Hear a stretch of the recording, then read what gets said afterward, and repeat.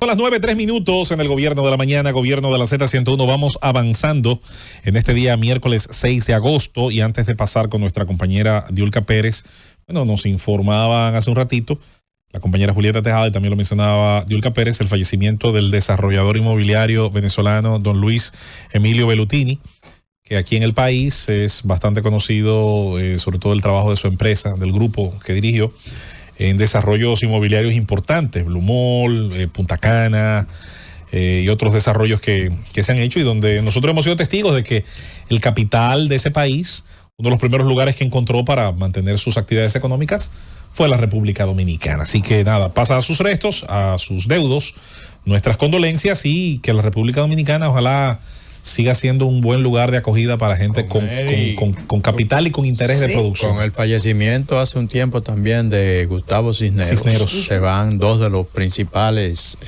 grandes empresarios venezolanos que se establecieron en República Dominicana. Eso es correcto. Que abrazaron, no solamente abrazaron la nacionalidad dominicana en cuanto al país. Sí, no solo en lo jurídico, sino en lo material. Pero también creyeron, invirtieron y su familia sigue invirtiendo, ambas familias siguen invirtiendo en la República Dominicana. Que en paz descansen. Bueno, gracias José Luis.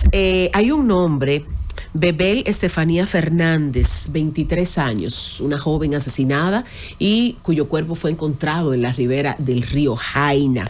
Los responsables incluso admitieron el crimen, dos pakistaníes, Yasir Rías, de 31 años, y Hikma Tullah Ata Mohammad, de 29 años. Hay muchas preguntas alrededor de este asesinato. Se pregunta, lo primero que yo me preguntaría es, ¿qué hacen dos pakistaníes viviendo en Jaina? Esa es la primera pregunta.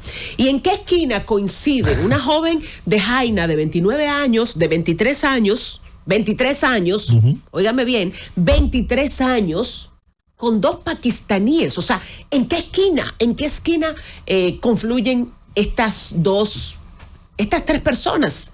Son preguntas que yo me hago. Una curiosidad que te quiero sumar. Cuando yo estudié bachillerato en el colegio de la Universidad de UTESA en Herrera, una parte importante de los estudiantes de medicina eran pakistaníes. Incluso los había iraquíes y conocí incluso un iraní. Eso cambió después del 11 de septiembre, donde muchos de ellos se marcharon. Pero aquí vino una pequeñita comunidad pakistaní que estudió en UTESA, tanto de Santiago como de la Máximo Gómez y de Herrera, especialmente donde estaba el campus de medicina. Lo digo solo como aporte de la llegada que yo más vi en mi vida de pakistaníes aquí. Porque ellos venían aquí, se hacían médicos y luego revalidaban su... Exacto, se homologaban en otro lado. Bueno, sobre todo en sus mismos países. Estos dos parece que no estaban estudiando medicina. Estos dos parece que no estaban estudiando medicina. Y yo digo, ¿en qué esquinas confluyen? Porque hay 3 millones de pesos que supuestamente ellos le entregaron a esta joven de 23 años y que supuestamente ella había utilizado para servicios de brujería. Es lo que es la historia, que me parece la historia más estúpida. Y no la descarto, porque también dentro de los crímenes usted dice, hay cosas que jamás, incluso los mismos investigadores dicen, jamás se iban a imaginar. Ahora, a mí me parece que hay muchas preguntas alrededor de este crimen. Hay demasiadas preguntas. Sobre todo preguntas que te llevan a descubrir que, independientemente de que estaban siendo buscados por la Interpol como sospechosos del asesinato de esta joven, no fue que la Interpol lo encontró, no fue que la policía lo encontró, fue que ellos, tratando de salir por la frontera de Elías Piña, por Comendador, entonces vieron una conducta errática y eso los hizo sospechosos. No fue que dimos con ellos.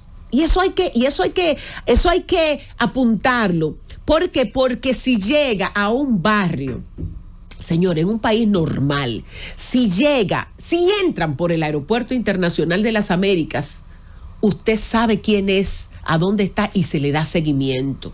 Y no digo yo que a todo el ciudadano que llegue a la República Dominicana usted lo trate como sospechoso, pero el país tiene que saber que hay gente a la que hay que darle seguimiento y hay que saber a qué vino, qué hace, dónde vive, con quién vive, qué arraigo tiene la República Dominicana, con quién se relaciona.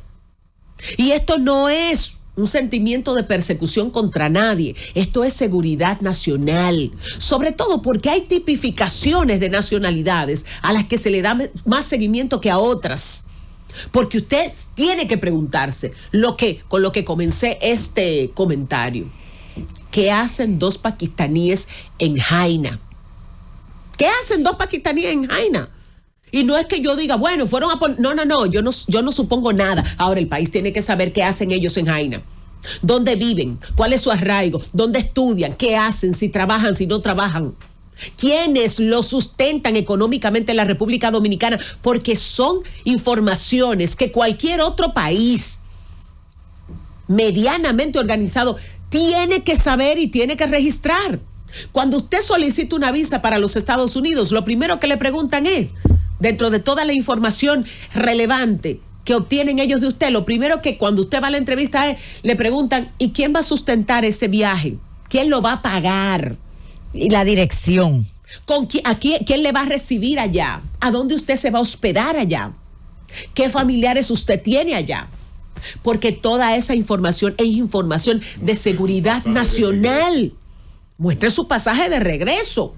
Pero además, si usted no va a regresar, dígame porque si es una persona que viene, por ejemplo, a estudiar en una de esas universidades, no tiene quizá un pasaje de regreso, porque usted no sabe cuándo va a regresar, porque eso depende de lo que usted va a agotar en cuanto a estudios aquí. Probablemente ingresaron al país de manera irregular por la frontera. Porque mucha gente viene a Haití y de Haití cruza para acá. Perfecto, pero ellos parece que no venían de Haití. ¿Por qué? Porque las autoridades descubren que ellos tienen una conducta irregular cuando ellos comienzan a preguntarle cómo se sale de República Dominicana, a dónde se pudiera llegar en Haití, porque ellos estaban buscando escapar después del crimen que cometieron. Un crimen atroz, un crimen terrible, asesinar a una joven de 23 años y lanzar su cuerpo a la ribera de un río, señores, y que eso quede como un asesinato más. No puede ser. No puede ser. Lo primero es que los feminicidios nos tienen copados.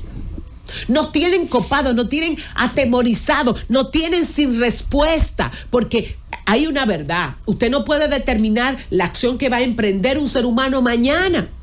Ahora, usted tiene que buscar a dónde que están las señales de que algo irregular puede suceder.